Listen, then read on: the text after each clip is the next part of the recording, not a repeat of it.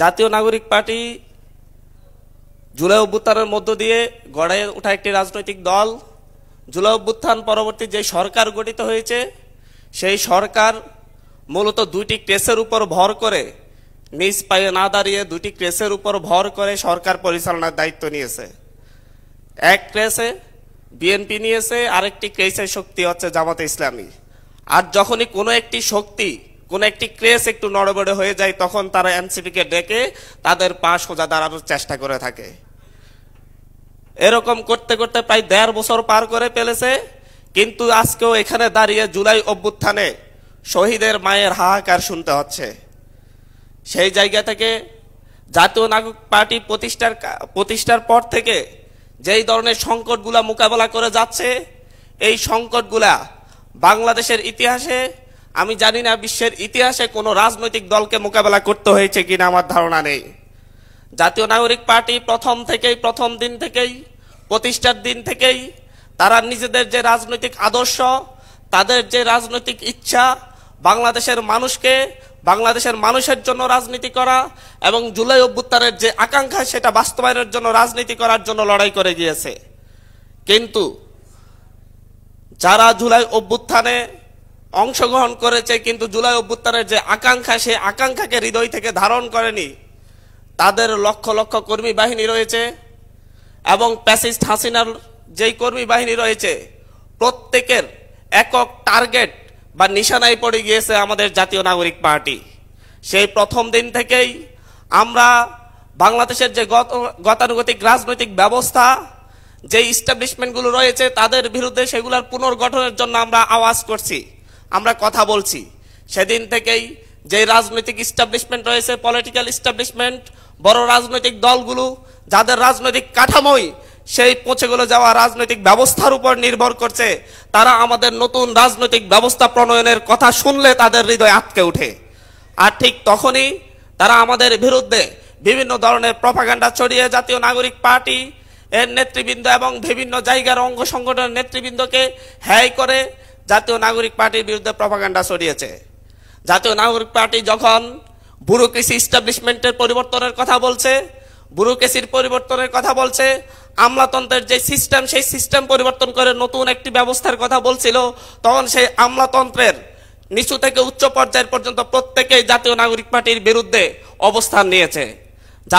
জাতীয় নাগরিক পার্টি যখন মিডিয়া ইস্টাবলিশমেন্টের বিরুদ্ধে কথা বলেছে, যেই মিডিয়া দীর্ঘদিন ধরে হাসিনার দালালি করেছে এবং বাংলাদেশে ফ্যাসিবাদ কায়েমেও সহযোগিতা করেছে, সেই সকল মিডিয়ার বিরুদ্ধে যখন কথা বলেছে, সেই সকল মিডিয়া ইস্টাবলিশমেন্টও জাতীয় নাগরিক পার্টির বিরুদ্ধে অবস্থান নিয়েছে।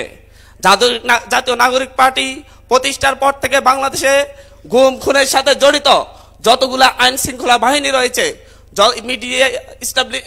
মিলিটারি ইস্টাবলিশমেন্ট বলেন কিংবা অন্য কোনো আইন শৃঙ্খলা বাহিনীর যে ইস্টাবলিশমেন্ট রয়েছে তাদের কথা বলেন, তাদের সংস্কারের কথা যখন বলেছে, তখন তারা সকলেই জাতীয় নাগরিক পার্টির বিরুদ্ধে অবস্থান নিয়েছে।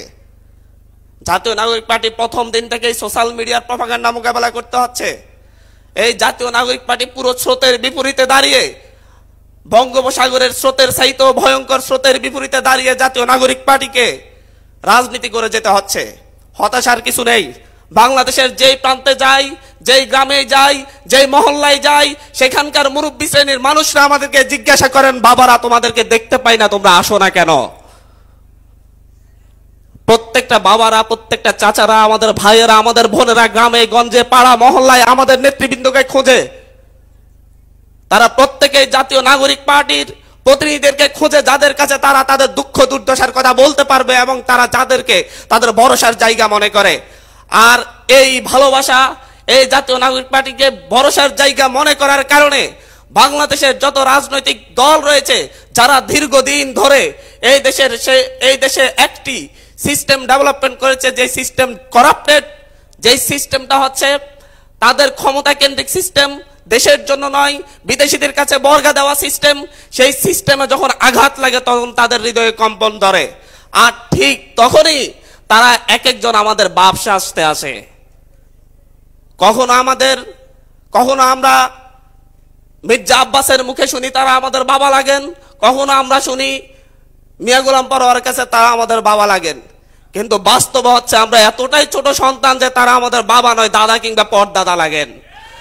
এবং আমাদের সেই দাদা পরদাদারা এতটা বয়োবৃদ্ধ হয়ে গিয়েছেন যে তাদেরকে এখন তাদের না আমাদের বয়সী নাতি নাতনিদেরকে হাতে ধরে তাদেরকে চালাতে হয়, তাদেরকে পথ দেখিয়ে দিতে হয়। তাদের স্মৃতির বিভ্রম ঘটেছে সেহেতু হচ্ছে আমাদের মনে হয় যে এই পূর্ণ রাজনৈতিক ব্যবস্থা যেটা 19 শতাব্দীর রাজনৈতিক ব্যবস্থা, ব্রিটিশদের তৈরি করে দেওয়া রাজনৈতিক ব্যবস্থা, সেই পচে গড়ে যাওয়া বয়োবৃদ্ধ রাজনৈতিক ব্যবস্থার বিরুদ্ধে আমাদের এই নতুন রাজনৈতিক ব্যবস্থা নিয়ে আমরা জাতীয় নাগরিক পার্টি দাঁড়িয়েছি। আমরা বলছি আমরা আপনাদের বিরোধী নই, আমরা আপনাদের সহযোগী। আমরা আপনাদের এই বয়োবৃদ্ধ অবস্থায় আমরা আপনাদের হাতের ভার, আপনাদের শরীরের ভার বহন করে নতুন একটি বাংলাদেশ উপহার দিতে এসেছি। আপনারা আমাদের সঙ্গী হন, আপনারা আমাদের পাশে দাঁড়ান।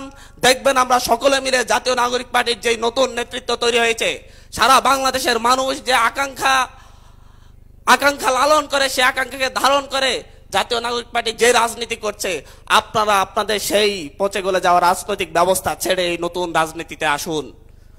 আমরা সকলকে আহ্বান করব, আপনারা তরুণ অবস্থায় রাজনীতিতে এসেছিলেন, তারুণ্যকে এই দেশের মানুষ গ্রহণ করেছিল। আপনারা 90, 96, 1, 8 আপনারা সরকার গঠন করেছিলেন, এমপি হয়েছিলেন, মন্ত্রী হয়েছিলেন, তখন আপনারা তরুণ ছিলেন।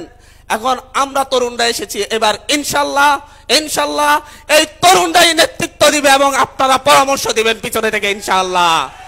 এবং আজকে যেই জাতীয় নাগরিক পার্টির ঢাকা মহানগর, উত্তর, দক্ষিণ এবং ঢাকা জেলা নেতৃবৃন্দরা যারা এখানে এসেছেন, তাদের প্রতি জাতীয় নাগরিক পার্টির সিনিয়র মুখ্য সমন্বয়ক হিসাবে, যুগ্ম মুখ্য সমন্বয়ক হিসাবে বলবো, আপনারা প্রত্যেকেই এই যে যতগুলা আপনাদের যে ক্ষোভের কথা বলেছেন, সেই ক্ষোভ আমাদের প্রতি শুধু যখন কেন্দ্রীয় নেতাদের প্রতি যেমন রয়েছে, ঠিক তেমনি তৃণমূলের নেতাকর্মীদের প্রতি আমাদের সাধারণ মানুষেরও রয়েছে। তারা আমাদেরকে কাছে পায় না, তারা আমাদেরকে পাশে চায়।